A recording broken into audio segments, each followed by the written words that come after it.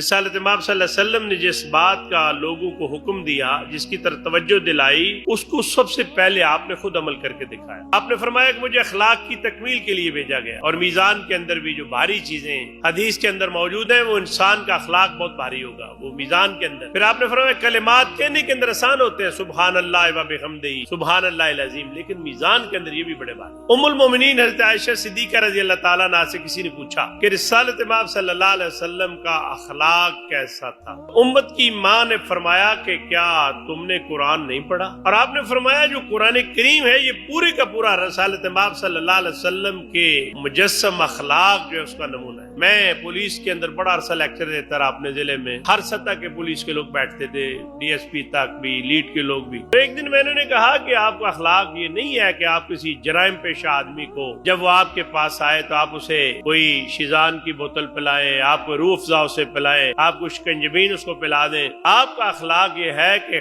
ہر وہ فرد جو سماج کے لیے ناصور ہے اس کی گردن پر آپ پاؤں رکھیں، تو یہی اخلاق ہے۔ لیکن اگر ایک شریف آدمی آپ کے پاس آیا ہے، عزت دار آدمی آپ کے پاس آیا ہے، اس کو آپ عزت سے بٹھائیں بھی، اسے بے شک آپ شکنجبین بھی پلائیں، روح افزا بھی پلائیں، ستو پلائیں، اور جو آپ کو چیز پلا سکتے ہیں۔